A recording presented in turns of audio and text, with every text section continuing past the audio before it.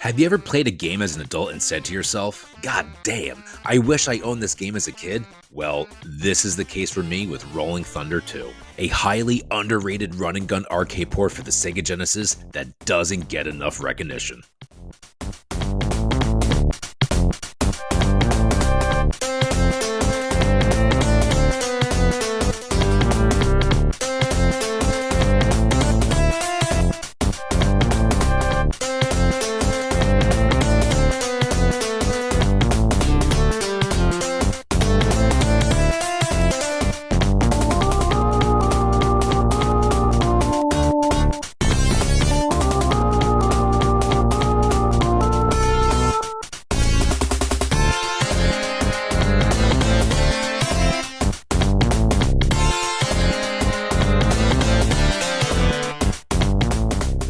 For starters, this game is hands down one of the most underappreciated games on the system. I rarely see people talk about this game. But why is that though?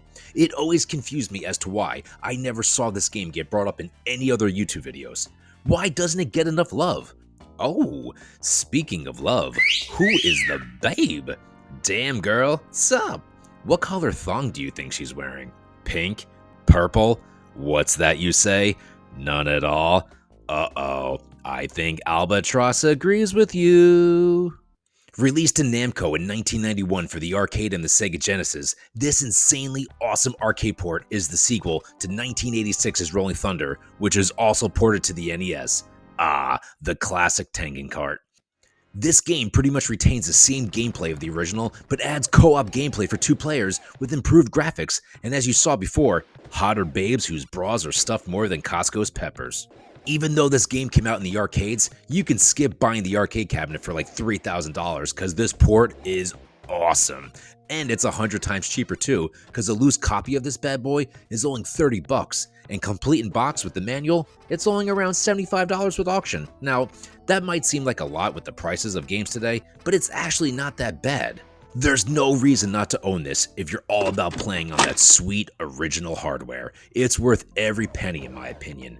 Awesome beats, which can be played on this ridiculous menu options, sweet graphics, sick ass level design, a unique password system which was way ahead of its time, gameplay tighter than a hipster's jeans. This game has it all when it comes to running guns. So, I guess I had to tell you what the plot of the game is, right? I mean, this is a review, huh? Okay, here we go. So the story goes, satellites begin disappearing from orbit. Oh, cool, the classic, the world is going to end and you gotta save it, James Bond style. Oh my god, who cares? This is a 16-bit arcade port. This isn't an RPG. It's all about that arcade action, baby. If you're a fan of the Gears of War games back on the Xbox 360, you can thank the Rolling Thunder franchise because a big part of that game is taking cover. Many consider the original 1986 arcade game to be the precursor to the modern cover shooter due to how all the players can hide behind the crates, doors, and other obstacles to avoid enemy fire. Show some respect for your elders, you ungrateful prick. Also, speaking of taking cover, look at this ridiculous close-up gunfight. It reminds me of the scene from The Naked Gun 2.5.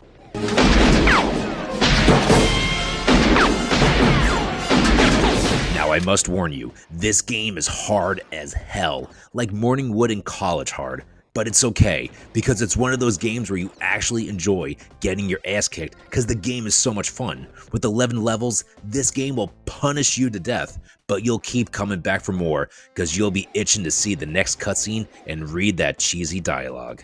Round 2. It's been 4 months since I've been laid. My coworker's rack is shaking like Tom Hanks's hands in Saving Private Ryan, and it's making me sweat like Kevin Spacey in a Chuck E. Cheese. Should I make a move, or will she report me to HR?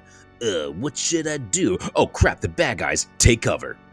But the more you die, the more you'll start learning all the enemy patterns, when to take cover, which areas to conserve your ammo. Jesus Christ, there's dudes popping out of the pipes like Michelangelo.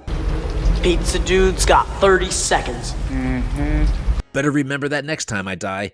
Don't stop and sit for too long, because on the top of the difficulty, there's a timer. Yeah, a timer and limited ammo. Christ, you gotta love it.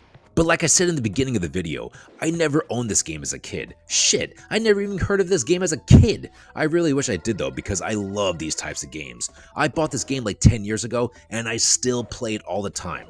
Unlike my meat twice a day, I have yet to beat it. But hey, I'm still young. Maybe when I'm old and gray and living in a nursing home, I'll beat this along with TMNT on the NES. Also, if you're a fan of these types of games, I highly recommend this game as well. James Bond: The Duel. Very similar gameplay, and it's one of my favorite Sega Genesis games. I did a review on it about a year ago, so be sure to check it out. They also did a sequel to Rolling Thunder 2 called, yep, you guessed it, Rolling Thunder 3 starring Brawless Ariel. Rolling Thunder 3 was never released in the arcades, and it was an exclusive to the Sega Genesis, but that game is way more rare and expensive, so I don't really recommend buying it. Overall, this game is so goddamn good. I can't recommend it enough. It's one of those rare hidden gems that don't cost $300, so it's a very unique pickup for your Sega Genesis library. I honestly believe it's worth the $75 complete in box or $30 loose card, however you collect. Or hell, emulate it. I love this game so much, and the few people who know about it love it just as much as I do. I'm clueless as to why this game isn't mentioned more in top run and gun games list, or just in videos in general. Maybe I'm not looking hard enough? Let me know your thoughts on the comment section below, and I'll catch you on the next one. Also, am I crazy, or is that Bagheera the Black Panther from the Jungle Book? I don't know, whatever.